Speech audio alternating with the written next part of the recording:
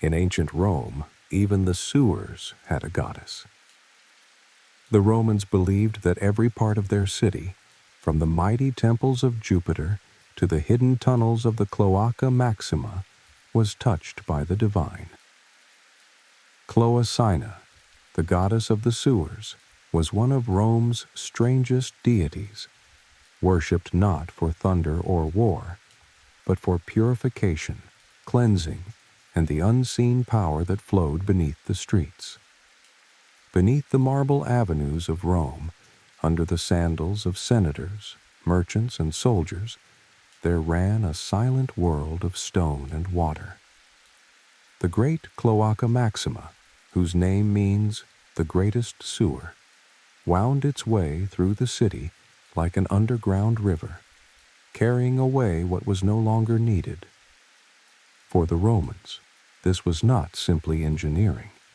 It was an act of reverence. The sewers were sacred, and Cloacina was their guardian. Her name, soft and flowing like water itself, comes from cloaca, the Latin word for sewer. Yet the Romans did not see her as filthy or unworthy. Instead, she embodied the mystery of cleansing, the transformation of waste into renewal. Just as water washes away dirt, Cloacina purified the city, quietly, without fanfare. Her shrine, the Sacellum Cloacinae, stood right in the Roman Forum, in the very heart of public life. Imagine the scene. Orators speaking from the rostra, crowds gathering for debates, temples towering above the square, and tucked among them, a modest round structure dedicated to the goddess of sewers. It was a reminder that beneath the grandeur of empire, Rome relied on humble things. Drains, pipes, and tunnels mattered as much as palaces and statues. Without the hidden flow, the city could not thrive. The Romans told stories to honor this goddess. One legend says that after the fierce war between the Romans and the Sabines, a peace was brokered and sealed at her shrine. Both peoples, once drenched in anger, came together in purification beneath Cloacina's gaze. In that moment, she was not only a goddess of sewers, but of reconciliation, cleansing away not just dirt, but also hatred. The shrine was small, but it held enormous meaning. Coins of the Roman Republic even depicted it, showing that the people valued her presence. These silver denarii bore the engraving of the round temple, proof that Cloacina's cult was more than a curiosity. It was a piece of Rome's identity. Over time, she was even linked with Venus, the goddess of beauty and desire. This pairing seems strange, almost paradoxical. Yet the Romans did not see it that way. Venus Cloacina, Venus of the sewers, suggested that love and beauty could be found even in cleansing, that purity and desire were part of the same cycle of renewal. The goddess of sewers became the goddess of attraction, as if reminding Romans that even in the humblest places, grace could shine. The Cloaca Maxima itself was a wonder. Built originally by the Etruscans in the 6th century BCE, its arched tunnels drained the marshes where the Forum would rise. As Rome grew, the sewer became its hidden lifeline.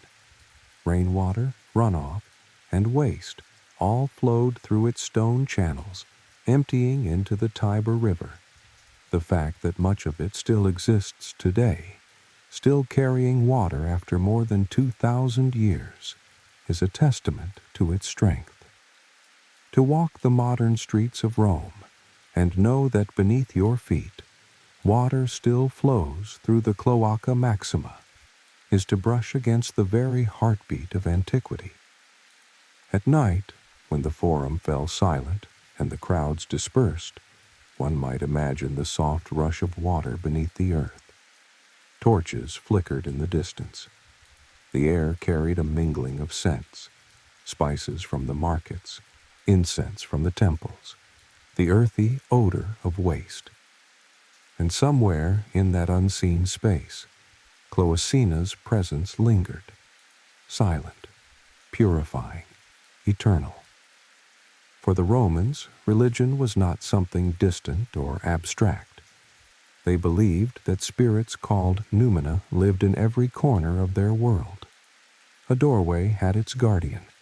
A boundary stone had its spirit.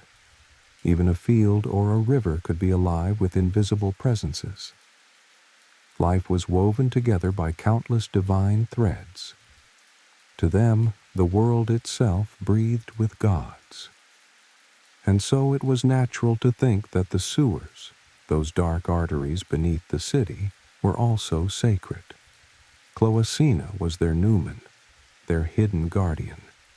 She was never a thunderous goddess. She did not command armies like Mars or hurl lightning like Jupiter. Her power was subtle, like the water she watched over. But it was no less vital. Rome could not have grown into the world's greatest city without the constant cleansing of its hidden rivers. To revere Cloacina was to accept that balance, order, and renewal were as divine as victory or love. The Romans also saw in her the quiet reminder that filth and beauty are never far apart. Waste and purity were part of the same cycle. To cleanse was to begin again. In this sense, Cloacina was a goddess of transformation. She did not merely remove what was unwanted.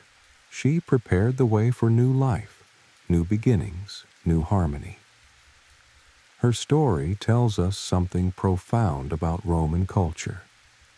They were a practical people, builders of roads, aqueducts, and cities. But they were also deeply spiritual. For them, engineering was not just about stone and water. It was about harmony with the divine.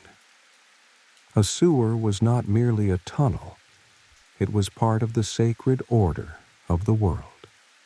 Though the Castellum Cloacini no longer stands, its memory lingers. Ancient writers mention it. Coins preserve its shape.